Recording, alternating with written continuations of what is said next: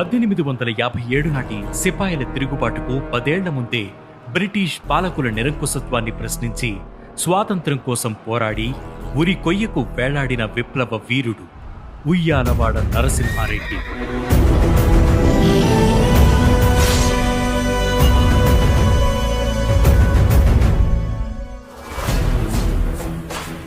ఉద్యమం మొదలుపెట్టిన ఏడాదిలోనే ప్రాణాలు విడిచినప్పటికీ వేల మందిలో పోరాట స్ఫూర్తిని నింపిన ఈ యోధుడి గురించి ఈరోజు అనగనగాలు.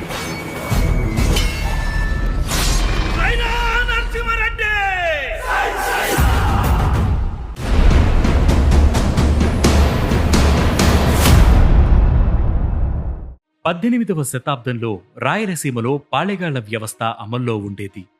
నిజాం నవాబు రాయలసీమ ప్రాంతాలను బ్రిటిష్ వారికి అప్పగించడంతో పాలెగాళ్లు బ్రిటిష్ ప్రభుత్వం అధీనంలోకి వచ్చారు.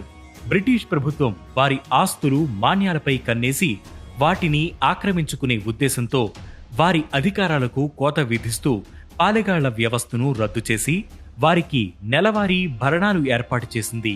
ఇప్పటి కర్నూలు జిల్లాలోని ఉయ్యాలవాడకు పాలెగాడిగా నరసింహారెడ్డి తండ్రి పెదమల్లారెడ్డి ఉండేవాడు. నరసింహారెడ్డి తల్లి నీలమ్మ పెదమల్లారెడ్డి రెండో భార్య.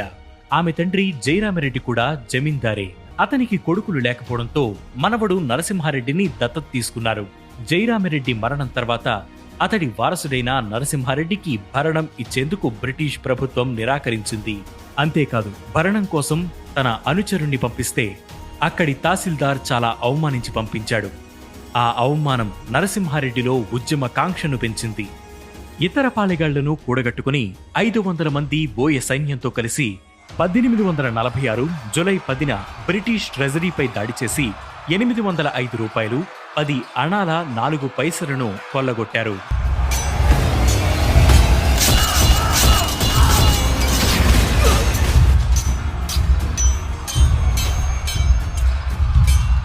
అక్కడున్న తహసీల్దార్ను కూడా చంపేశారు. దాంతో బ్రిటిష్ సైన్యం అతడిని వెతకడం మొదలుపెట్టింది. సైన్యాన్ని కూడా రంగంలోకి దించింది. కెప్టెన్ నాట్, కెప్టెన్ వాట్సన్ల నాయకత్వంలో వచ్చిన దళాలు ఆయన్ను పట్టుకోలేక వెనుదిరిగాయి. చివరికి ఉయ్యాలవాడను పట్టించిన వారికి 10,000 దినారాల బహుమతి అందజేస్తామని రివార్డ్ ప్రకటించింది. జూలై 23న నరసింహారెడ్డి గిద్దలూరు వద్ద కెప్టెన్ వాట్సన్తో యుద్ధం చేశారు. దాంతో నరసింహారెడ్డి కుటుంబాన్ని పట్టుకుని కడపలో ఖైదు చేసింది బ్రిటిష్ ప్రభుత్వం. ఇక 1846 అక్టోబర్ 6న నల్లమల కొండలోని పేరుసోమల వద్ద గల జగన్నాథాలయంలో నరసింహారెడ్డి ఉన్నాడని తెలుసుకున్న కడప యాక్టింగ్ కలెక్టర్ కాక్రేన్ సైన్యంతో వెళ్లి అతనును బంధించాడు. ఆయనతో పాటు 901 మందిని పట్టుకుని ఒక్కొక్కరికి ఒక్కోలా శిక్ష వేశారు.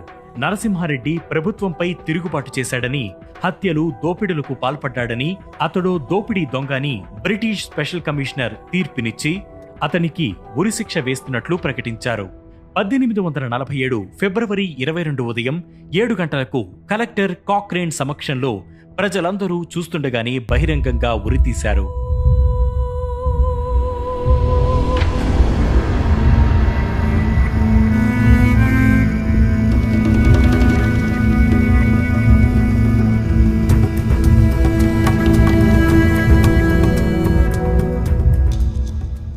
విప్లవకారులు భయపడేలా నరసింహారెడ్డి తలను 1877 వరకు 30 ఏళ్ల పాటు కోయింకుంట్ల కోటలో ఉరి కొయ్యకు వేలాడదీసి ఉంచారు. కానీ ఆ చర్యతో ప్రజల్లో భయం కాకుండా పోరాడితే ఎప్పటికైనా విజయం సాధించే తీరతామన్న భావన పెరిగింది. ఉయ్యాలవాడ నరసింహారెడ్డి ప్రాణాలు వదిలిన 100 ఏళ్లకు మన దేశానికి స్వాతంత్రం వచ్చింది.